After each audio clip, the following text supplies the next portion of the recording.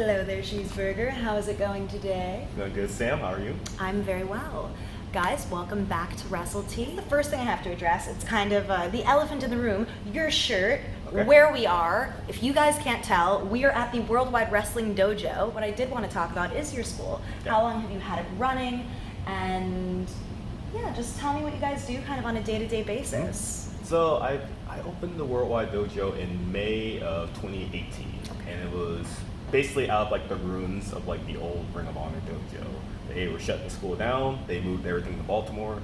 A lot of my students wouldn't have anywhere to train, so I decided to open up the World Wide Dojo in the same facility just to give to continue the legacy of this building, and also to keep my students kind of like getting them reps in and getting them a place to train and just give them like a place to call home, basically. Absolutely.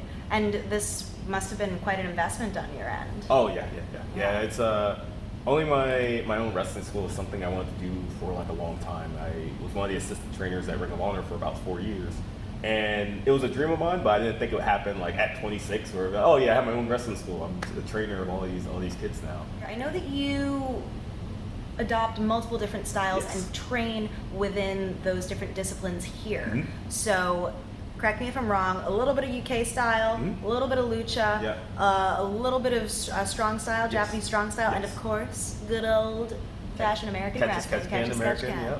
But my question is, how do you incorporate all of those? Mm-hmm. I don't know if you ever felt this way when you started training, but when I had been training in the past, I got a little confused even just between, right side, left side, lucha, catch as catch can. So how do you incorporate those while not confusing your students? So with the beginner class, it's like super structured, where it's just like a basic American base heel structure. So it's like, all right, here's today we're gonna learn, the international. We're gonna learn shoulder tackle, drop down, leapfrog, hip toss, arm drag. Where it's just like the beginner class is very structured, very basic in terms of just here's an American style match, face heel.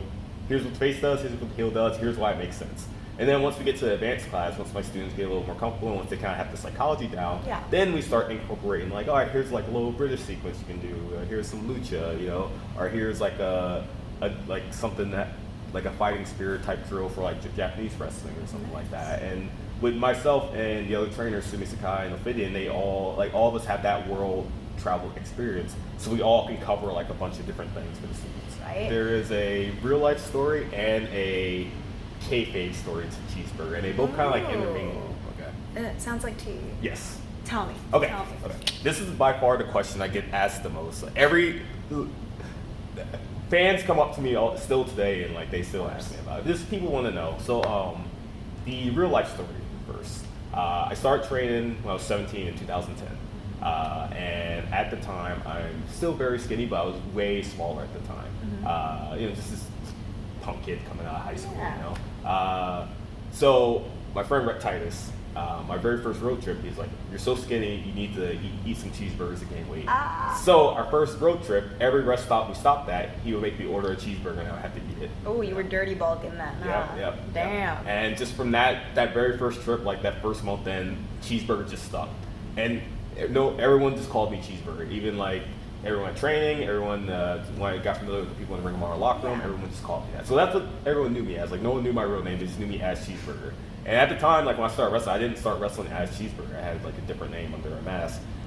So when I did Ring of Honor, my unofficial debut was like 2013 for Ring of Honor. Where I was just like a ringside guy. I was coming in to do a segment with Charlie Haas where I'm like cleaning out the ring, and he yells at me and beats me up basically. Is this the one where he like basically takes you and? Oh no, that was the week after that. Okay. The giant swing one. That was brutal. I was like, oh my god, is he okay? If you haven't seen it, look up Charlie Haas Giant Swings Cheeseburger on YouTube. It's a very, very good clip. I'll just leave it at that. That was like the week or a few weeks after that, after like my debut. Okay, cool. So I'm in the ring cleaning up stuff, and he starts yelling at me on the mic, and he tells me to get in the ring. He starts yelling at me, and he asks me what my name is. I tell him my name, and he goes, I'm not going to call you that, I'm going to call you Cheeseburger. Just as a joke in front of just like, because that's what everyone knew me as. And we were in the Dew Burns Arena in Baltimore, and like 800 people just started chanting Cheeseburger. So he beat me up, I come to the back, and then Delirious comes up to me, he's like, hey, we may have something to this Cheeseburger thing. And right away I was like, damn. that sucks. I was like, Damn it, they liked it. No, I was like, I don't want to be called Cheeseburger. I don't want that to be my wrestling name because I hate the nickname. I was like, I don't want this to be my wrestling name. You know, as you can imagine, I grew to love it though. Of course, yeah. Do you still eat cheeseburgers? Yes. A lot? Yeah. Ah. Yeah. It's one of my favorite foods. So Cheeseburger. Yes. You recently went out of your comfort zone, I think, in the ring by having a San Antonio street fight with none other than Nick effin' Gage. You gotta get the effin' in there. Effin'. Yeah. Effin'. If we weren't on camera, I would gladly curse it. Yeah. I'm a bit of a sailor. But that's for another day. Tell me about that match. I got a chance to see it. You were gracious enough to send me the clip after it came out. And, you know, I saw, it looked like you had some fun out there, but it was a challenge. Tell me.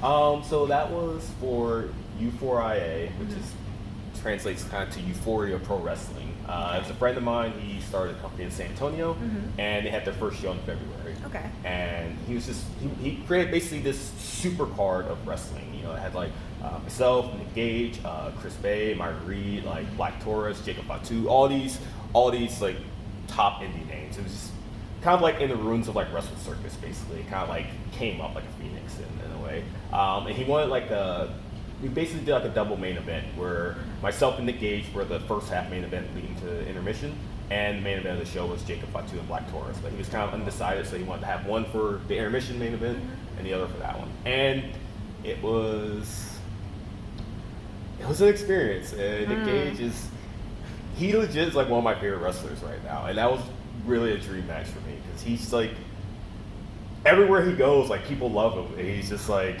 the most intense, like real dude, like in wrestling right now. And it's just like terrifying.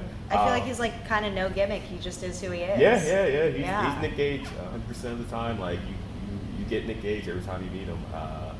And we got to use like doors. We got to use like trash cans, thumbtacks too, which was on the bucket.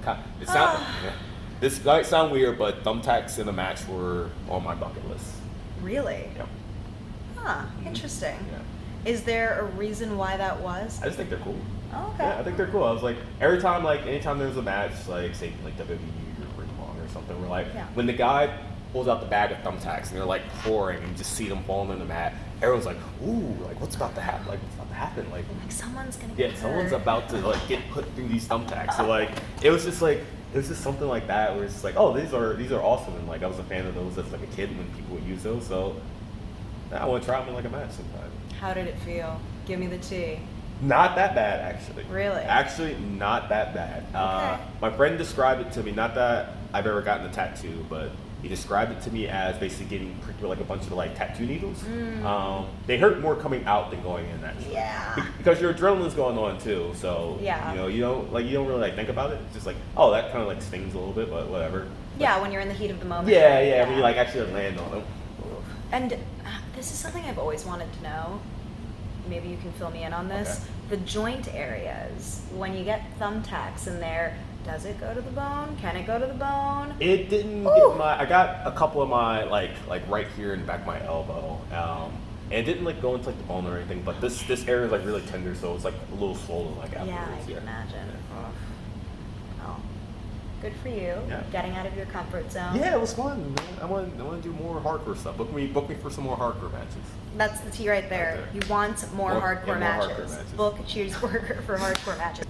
Look at that camera.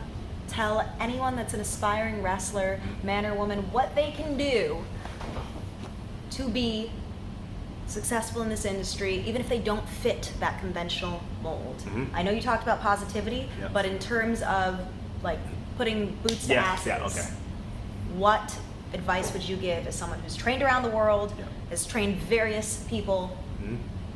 Tell us. Okay, so glad you asked. So in terms of just like physical things, you have to be honest with yourself in terms of like physically, mentally, and in the ring, out of the ring. So what I mean by that is like, if you're gonna make this work long term, you have to think like, all right, is this something I really want to do physically for long term? Like, you know, and if you're like a young like 18-year-old, like if you're 20, when you turn 25, when you turn 30, when you turn 35, when you turn 40, is wrestling going to be something that still want to do physically. But then also there's the mental aspect of wrestling. Like, I'm sure as you know, like there's those bad days and there's hard times in terms of just training. But then like it gets worse when you get like in the actual business and have to deal with all the drama and promoters and this and that. But we still do it because wrestling's super fun and we love it. And it hurts, but it's fun. It's fun getting to perform for people. It's fun getting to put smiles on people's face, like make them angry, make them sad, make them laugh, make them cry, like give them that emotion. For someone, my best recommendation to someone just starting out: do your research, find a good school, whether it's here at the World Wide Dojo or somewhere in your area.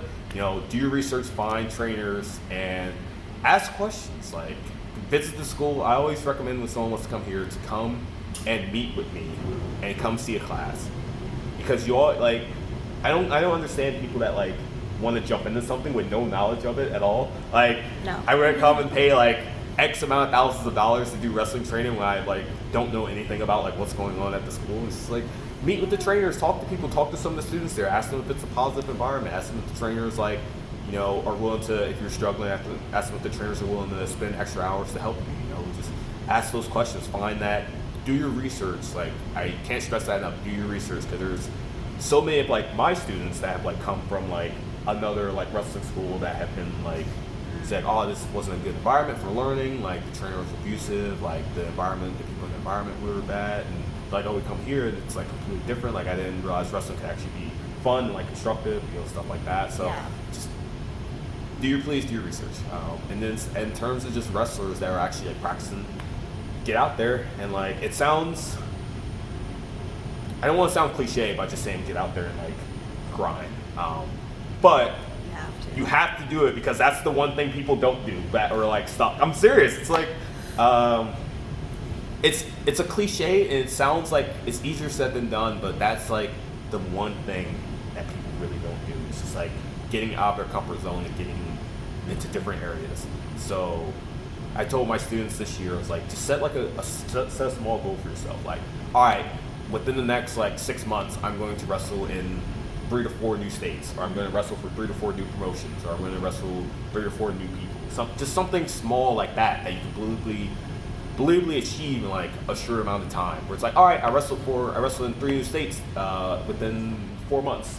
Okay, now I'm going to wrestle in 3 more states before the end of the year. Just different things like that. Absolutely, setting goals and achieving those goals, because then you feel good about yourself and you can set even bigger goals. You keep going up and up and up. Absolutely, wrestling is a very steep tower of achievement. But if you keep going, you can succeed, right? I would certainly hope so. Yes, absolutely. Well, thank you so much, Cheeseburger. Thank you, Sam. Really enjoyed the interview.